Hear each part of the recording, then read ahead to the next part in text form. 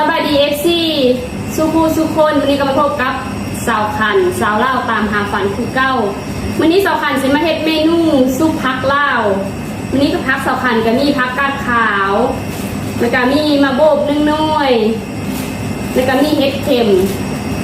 สาวขันซีเซอร์แล้วก็สาวขันก็มีผักบง1 กำเฮ็ดมีลายลูกพ่อกินผู้เดียวเฮ็ดตามสาวขันนี่แล้วสาวขันก็ซีเซอร์มาโทดินเนาะเพราะว่ามีคือเรียกว่าง่ามันนี่แล้วกันเซอร์ซีหมูน้ำเซอร์มะนาวน้ำอันนี้ก็คือของพักที่สาวขันจะซุปเพื่อนเรากันเลยว่าสาวขันที่เฮ็ดเลยแน่มันจะไปกินมันรีบไปกินกันไปรอลูกน้ำเดียว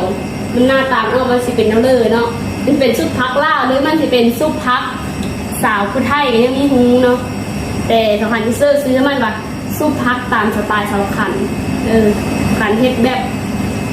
ระเบิดมีแต่สาวขันก็เฮ็ดไปตามภาษาสาวขันเลยนะระเบิดต้องกันเลยนี่ทุกคนหอดคันนี้ก็พักแล้วกันส้มแล้วแต่ที่เฮ็ดน้อยแล้วเนาะ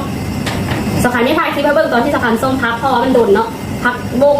สาวขันกับภาพเพิงแล้วสาวขันตัดเพราะสาวขันจะไม่เฮ็ดเป็นท้อนแล้วมันไซส์เวลาสาวขันจะเฮ็ดเป็นชิ้นแบบนี้ระบบสาวขันก็จะตัดเป็นท้อนแบบนี้นะอันนี้เฮ็ดเค็มผักกาดขาวว่าเอาหน้าเดียวแต่ว่าพักเวลาที่พี่เจ้าจะกินมื้ออยู่บ่มันลูกนึงแต่ว่าชิ้นเขาเสื้อน้อยเดียวเองมันเลยเข้าล้างแล้วเลยแล้วทำกันไปโลกพักกันเลยตอนนี้มอสขันกระพุ้นแล้วสขันกระเก็บมาพักลงเลย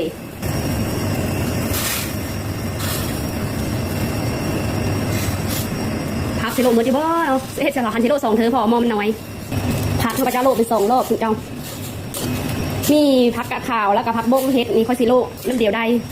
โซนาโบค่อยสิโลตั้ง5เพราะว่ามาโบไม่นานสุกนะพักนี่ก็ให้2 โมงพอโมค่อยมันน้อยแห้งขั้นตอนสุดท้ายสขันกะโลมาโบกพักสขันกะโลแล้วได้ซ้ำนี้เจ้าผักได้ลายนะได้ซ้ำนี้ปกติของเขาเห็นเขาไว้เสื้อนอกน้ำเย็นเนาะแต่เขาอยู่ในนอกเขาจะมาเอาแบบนี้ให้มันเย็นเพราะว่าน้ำสขันเสื้อเกลือแป้งโน่แล้วมันโน่นะสขันจะใส่น้ำเย็นสขันจะมาเห็นเป็นให้มันเย็นขั้นตอนนี้มาโบกสขันกระซุกแล้วสขันเลยเตรียมตักมาเลยขั้นตอนสุดท้ายสขันโลพักแล้วแล้วสขันกะมาโคซีนแต่ว่าโคซีนนี่สขันจะปรุงเคืองมันเลยเนาะถ้ามันโน่แล้วสขันก็จะมีปรุงอยู่ให้นะสขันเสื้อเกลือแป้งโน่ข้างนอกเลยอยู่นี่สขันเสื้อข้างนอกน้อยนึงกับมันเข้มต่อไปแม่นแป้งนัวสขันจะเสื้อน้ำตาลสขันเสื้อน้ำตาลจบซ้ำนี้3 อย่างเนาะจากปรุงแล้วเราก็คู่ร่นเนื้อของเราเดียวพักไว้ดิซีนไว้เดียวเองนี่สขันเอาโคซีนซุปกระเทียมน้อยไปเตรียมปรุงกันเลยพักสขันมาปรุงกันเลยสขันเอาซีนลงไปที่โคแล้วต่อไปสขันก็เสิร์ฟพริกผงตามด้วยมะนาวสขันจะเสิร์ฟ2 เปียงไปก่อนเนาะเสิร์ฟ2 เปียงไปก่อน